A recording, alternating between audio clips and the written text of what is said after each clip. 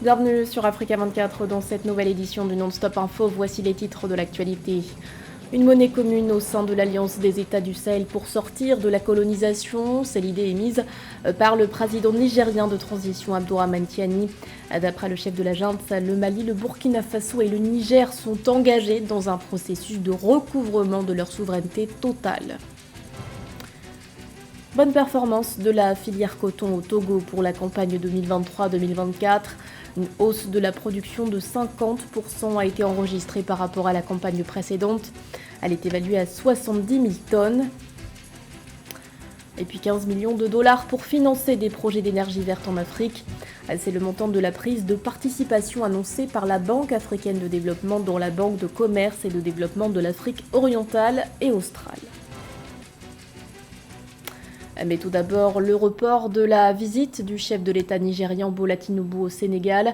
Le président en exercice de la CEDEAO devait s'y rendre ce 12 février.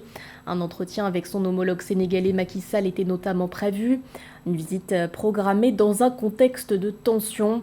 Depuis l'annonce du report de la présidentielle qui devait se tenir ce 25 février, le Sénégal s'enlise peu à peu dans la crise politique.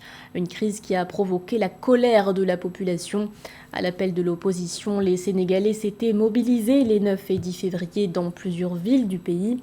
Des heurts avaient alors éclaté entre forces de l'ordre et manifestants. Le bilan s'est alourdi à 3 morts. Une nouvelle mobilisation est prévue ce mardi 13 février. Les pays de l'Alliance des États du Sahel vont-ils abandonner le franc CFA au profit d'une monnaie commune ? C'est en tout cas le projet envisagé par Abdourahmane Tiani, le président de la transition du Niger. Un projet considéré comme une étape pour sortir de ce qu'il estime être encore une colonisation. S'il se concrétise, il pourrait conduire le Niger, le Burkina Faso et le Mali à quitter l'UEMOA. Les précisions d'Ameneji. Le général Abdourahmane Tiani, le président de la transition du Niger, a évoqué le 11 février 2024 la possible création d'une monnaie commune avec le Burkina Faso et le Mali pour marquer l'étape de sortie de la colonisation. Ces trois pays dirigés par des régimes militaires, aujourd'hui regroupés au sein de l'Alliance des États du Sahel, avaient annoncé le 28 janvier 2024 leur retrait de la CEDEAO. Mettre en place une monnaie suppose une économie suffisamment forte. Notre priorité, c'est d'abord d'inverser la tendance et de créer un espace de paix à même de permettre de lancer les économies. Maintenant, tout ce qui peut venir après, tant que ça va concourir à renforcer notre souveraineté, tant que ça va concourir à nous donner les capacités de réfléchir, de décider, de créer, de mettre en œuvre, d'évaluer nous-mêmes, nous le ferons. La monnaie est un signe de souveraineté. Les États de l'AES sont engagés dans un processus de recouvrement de leur souveraineté totale, selon un communiqué. Ainsi, la création d'une monnaie pour remplacer le franc CFA, commun aux 8 pays membres de l'UEMOA, s'inscrit dans cette vision. Toutefois, les données relatives à la possible mise en circulation d'une future monnaie ne sont pas encore connues. Selon certains experts, la CEDEAO, passant de 15 à 12 pays, risquerait une perte financière d'au moins 45 milliards de francs CFA par an avec le départ simultané du Burkina Faso, du Mali et du Niger. Il était difficile pour nous de comprendre qu'une organisation qui a une vocation de construire une économie sous-régionale se lance dans des mesures qui confinent un des membres, en sachant que cette mesure peut jouer sur l'économie d'ensemble. Donc je dirais que c'est un peu comme, effectivement, une grève de la faim. Punir le Niger, c'est pas punir seulement les Nigériens, c'est punir tout l'espace CEDEAO. À la suite des coups d'État commis en 2020 à Bamako, en 2002 à Ouagadougou et en 2023 à Niamey, la CEDEAO avait suspendu ces trois pays de ses instances, imposant de lourdes sanctions économiques au Mali et au Niger. Par conséquent, en novembre 2023, les ministres de l'économie et des finances de l'AES recommandaient la création d'un fonds de stabilisation et d'une banque d'investissement. Bonne nouvelle pour la filière cotonnière au Togo. Un rebond de la production a été enregistré au cours de la campagne 2023-2024. Elle s'est chiffrée à 70 000 tonnes selon la nouvelle société cotonnière. Des chiffres en hausse de 50% par rapport à la campagne précédente. Cher Omar Kamara. La filière coton au Togo, autrefois en proie à des baisses de production alarmantes, renaît progressivement de ses cendres. Pour la campagne 2023-2024, La production s'envole à 70 000 tonnes selon les estimations de la nouvelle société cotonnière du Togo, NSCT. Cette performance remarquable représente une augmentation de 50% par rapport aux 45 000 tonnes récoltées lors de la précédente campagne. Cette résurgence de la filière coton au Togo témoigne non seulement d'un regain d'intérêt pour cette culture, mais également de l'engagement et des efforts déployés pour redynamiser ce secteur crucial de l'économie togolaise. Donc aujourd'hui, avoir pour cette nouvelle campagne-là un double de la production, c'est déjà un excellent pas. Mais il faut noter que c'est encore loin des 90 000 tonnes de prévisions prévues pour cette campagne 2023-2024. Et donc c'est une filière qui est en train d'être lancée. Donc l'arrivée du grand groupe singapourien Olam avait donné, on va dire, beaucoup plus d'espoir de relance de la filière. Parce qu'en Côte d'Ivoire, c'est l'un des groupes les plus actifs au niveau de la filière coton. Et donc au niveau du Togo, ils affichaient des ambitions assez prononcées avec pour objectif de pouvoir doubler la production dès leur implantation depuis 2020-2021. De même, la production de l'or blanc au Togo a été surtout marquée par une augmentation substantielle de la superficie exploitée. Ainsi, l'on est passé de 66 017 hectares et un rendement de 700 kg par hectare en 2022 à près de 79 200 hectares exploités pour un rendement de 815 kg par hectare.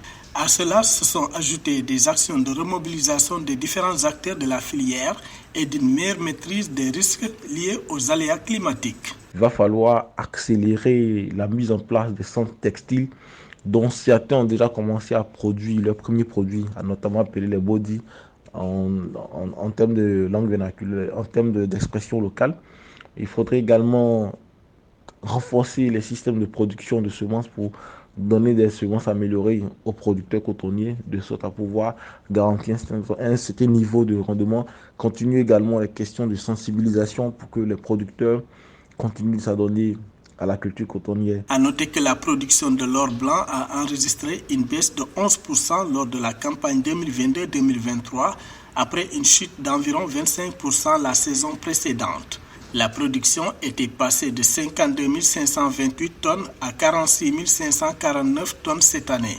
Selon les prévisions, la taille du marché africain du coton est estimée à 5,78 milliards de dollars en 2023 et devrait atteindre 7,34 milliards de dollars d'ici 2028. L'investissement dans les énergies propres en Afrique est à un niveau bas et alarmant. C'était les mots de l'émissaire de l'ONU pour le climat, Michael Bloomberg, en 2022. Pour changer la donne, la Banque africaine de développement a dévoilé sa prise de participation dans la Banque de commerce et de développement de l'Afrique orientale et australe. Un montant de 15 millions de dollars a été annoncé à Meneji. La Banque africaine de développement BAD a annoncé une prise de participation de 15 millions de dollars dans la Banque de commerce et de développement de l'Afrique orientale et australe. L'objectif est de financer l'énergie propre dans le but de réduire les émissions de gaz à effet de serre en Afrique. La BAD devrait davantage s'impliquer justement dans ce genre de projet puisque l'Afrique en a besoin. Mais il ne faudra pas perdre de vue aussi que l'Afrique ne contribue qu'à 3% des émissions de gaz à effet de serre. L'Afrique devrait, pour son développement futur aussi, continuer à utiliser les énergies fossiles. Les énergies fossiles, de toute façon, elles sont là encore pour 1 siècle à 2 siècles. Donc il ne faudra pas que les autres pays industrialisés s'appuient justement sur les nouvelles tendances pour essayer de mettre la pression sur l'Afrique. L'initiative consiste à soutenir la mise en place d'une facilité de préparation de projets en vue de stimuler l'investissement dans les technologies en matière d'énergie renouvelable. Seuls 3% des investissements mondiaux dans l'énergie sont réalisés sur le continent, soit 113 milliards de dollars en 2023, selon l'Agence internationale de l'énergie. Pour les énergies propres, il faudra aussi le souligner que l'Afrique est le continent le plus ensoleillé du monde. Donc les énergies propres peuvent être développées dans le continent africain, que ce soit les éoliennes, les biomasses et puis justement l'énergie solaire. Donc ça sont des possibilités de développement aussi futur des énergies propres en Afrique. Il faudra seulement qu'il y ait de la volonté politique et de l'organisation. En Afrique, où environ 600 millions d'habitants attendent encore de bénéficier d'un accès à l'électricité, il s'agit pour les autorités de doubler le niveau d'investissement d'ici 2030, tout en priorisant les énergies renouvelables plutôt que l'extraction et l'exportation d'énergies fossiles qui affectent le climat. Il est le 6e producteur mondial de diamants. L'Angola entend donner un nouvel élan à ce secteur pour stimuler sa croissance économique. Dans cette optique, l'Agence nationale des ressources minérales a conclu un accord avec 2 compagnies angolaises et le conglomérat sud-africain de Beers. Les détails avec Catherine Gombe. La société sud-africaine d'extraction et de commercialisation de diamants de Beers a signé le 9 février 2024 un protocole d'accord avec l'Agence nationale angolaise des ressources minérales, la société diamantaire publique angolaise Ndiama et la société publique angolaise de négoce de diamants Sodiam, couvrant des perspectives de traitement et d'exploration. Les pactes entre les parties s'appuient sur les contrats d'exploration signés en 2022 qui ont marqué le retour de Beers dans le pays qu'elle avait quitté en 2012. Notre objectif par cette convention est simple. Nous voulons mettre en œuvre la technologie développée par De Beers appelée GEMFER qui facilitera la prospection semi-industrielle de diamants et de gisements alluviaux secondaires.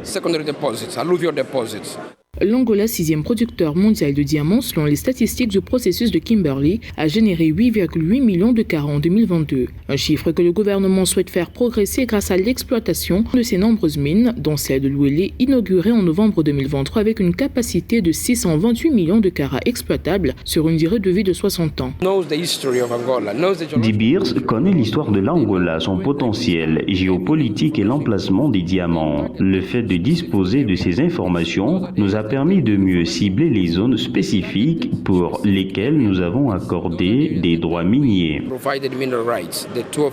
D'autres activités conjointes de ce partenariat avec le géant sud-africain comprennent l'examen de plusieurs gisements de kimberlite afin de réévaluer leur attractivité économique grâce à l'application de nouvelles technologies et la promotion de la transparence et de la traçabilité des diamants produits en Angola. Du sport à présent avec la Côte d'Ivoire qui décroche sa 3e étoile à domicile en finale de la CAN. Les éléphants ont été sacrés champions d'Afrique après leur victoire face au Nigeria. Une victoire obtenue sur un score de 2-1. Compte rendu de ce match dans ce sujet de la rédaction. La Côte d'Ivoire remporte la Coupe d'Afrique des Nations de football le 11 février 2024 au stade Alassane Ouattara d'Ebempe. Elle est venue à bout du Nigeria sur un score de 2-1. On est des miraculés, on a été chercher la coupe parce qu'on n'a rien lâché, parce qu'on s'est battu jusqu'au bout. La Côte d'Ivoire domine la première mi-temps mais pêche par l'inefficacité de ses attaquants. Les éléphants se font surprendre par le Nigeria à la 38e minute. Le Nigeria concrétise sa première action par une tête appuyée de son capitaine, Trust Ekong, à la retombée d'un corner. Le score est d'1-0 jusqu'à la mi-temps. De retour des vestiaires, la Côte d'Ivoire renforce son pressing et égalise à la 62e minute. Le but de la victoire est inscrit à la 81e minute par Sébastien Haller sur un joli service de Simon Adingra. C'est une grâce de Dieu parce que au départ j'étais blessé.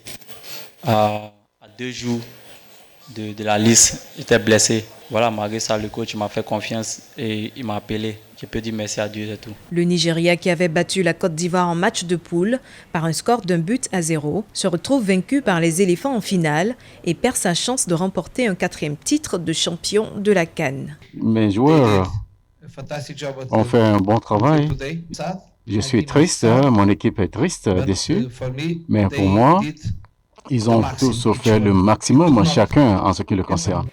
La Côte d'Ivoire remporte ainsi son 3e trophée de Coupe d'Afrique. Après un parcours difficile en phase de poule de la CAN, l'équipe nationale a su se ressaisir en sortant en 8e le Sénégal, le Mali en quart de finale et la RD Congo en demi-finale. L'équipe a rendez-vous au Maroc en 2025 pour défendre son titre. C'était le journal de la rédaction. Merci de votre fidélité. L'actualité continue sur Africa 24.